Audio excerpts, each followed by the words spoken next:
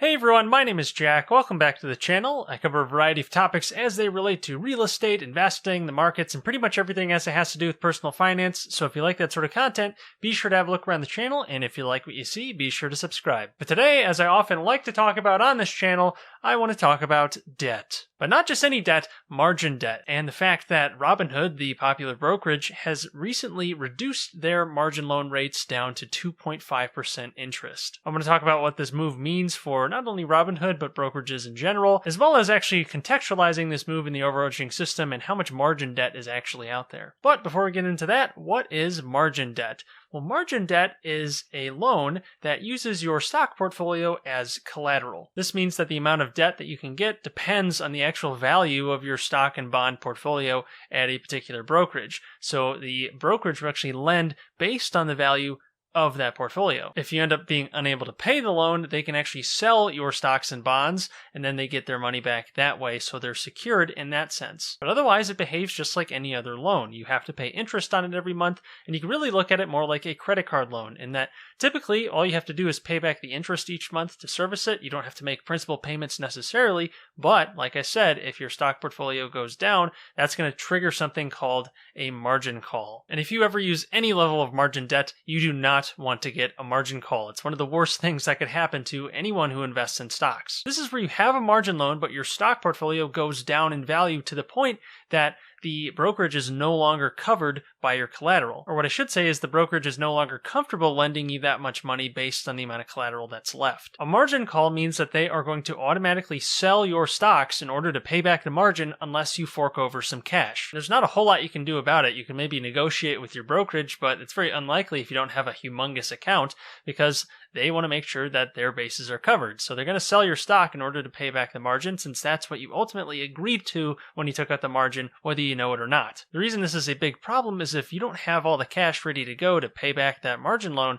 and there's a big black swan event that comes through and it really hurts stock values one day or even 1 week, whatever it is, if it's a short-term event, that doesn't really matter because the brokerage needs to make sure that it's covered. So it's going to sell your stocks anyway, even if you might have been able to sit through it and you didn't actually need the money from your stock portfolio at that time. So you're forced to sell and then lock in those losses, and if you were trying to hold for the long term, well, it looks like you're out of luck and you got to find cash somewhere else. Of course, that is the downside to margin, and it is very prevalent, especially in a volatile stock market. You have to be very careful when you're using any level of debt in everything. And while I'm not a financial advisor, and you definitely should do your own research, people, and not listen to some rando on YouTube, you definitely need to be careful when you're using margin. That said, you can make some pretty significant returns if you add margin into the mix, because it's other people's money and you're putting it into an investment. If that investment goes up, you get to keep all the gains for yourself, and then you can pay back the loan with the proceeds from the sale, keeping all that profit for yourself. So in that way, you just leveraged your investment. You didn't have to do any extra work to get those extra returns. But this also adds risk, because if the stock goes down too much and it triggers a margin call, well, then you're out of luck. Now, margin is definitely something that can be used productively if used responsibly, but even if it is used responsibly, there's still a chance that it fails.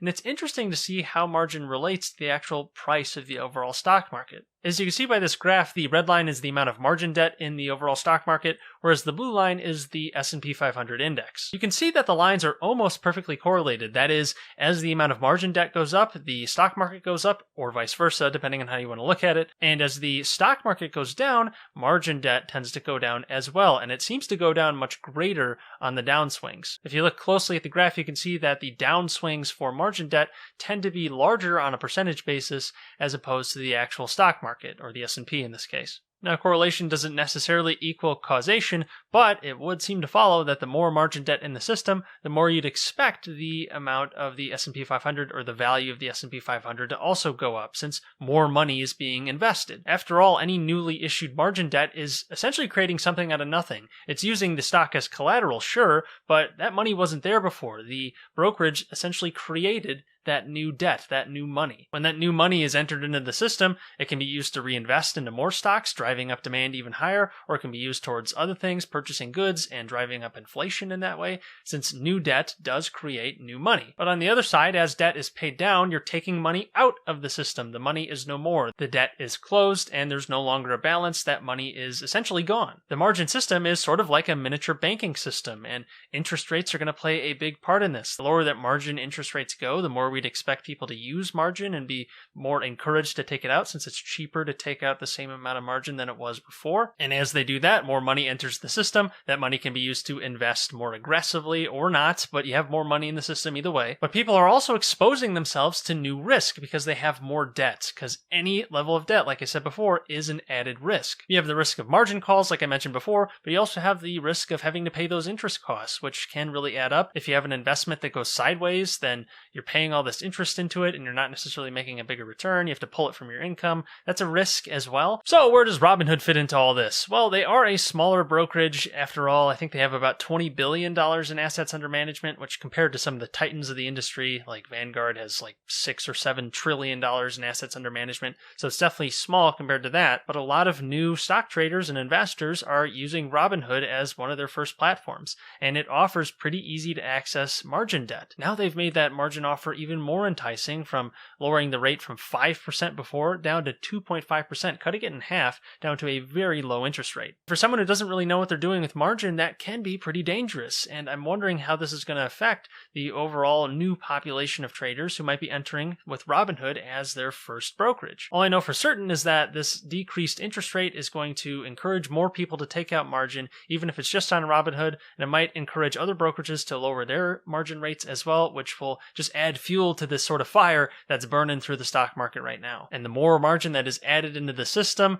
first off, the more money goes into the system, which is going to drive prices up, but also the more risk that's added to the system, because if anything pricks that bubble, or if it's not a bubble, if anything takes away momentum and things start going back down, all that margin is going to come down very quickly, because brokerages want to protect themselves and margin calls are going to be triggered. It's definitely not something to be taken lightly, and investors need to be very careful when they're using any level of margin if they choose to use it at all. That's all I've got for today. If you like this video, please like it, since it helps the channel out a lot. And if you like this sort of content about investing, the markets, even real estate investing, I cover a lot of that as well. Definitely subscribe, since I put out new videos every single week and wouldn't want you guys to miss out. Speaking of Robinhood, if you're not already on the platform, or even if you don't care about using the platform, you can definitely go down to the description below and check out my affiliate links to both Webull and Robinhood. And you can get free stocks for opening up accounts there, and you don't have to trade or use any margin. You can just open up the accounts, get your free stocks, and leave if that's all you want to do. But you might as well get the free money while it's there. Whatever you do, please invest responsibly. But until next time, take care.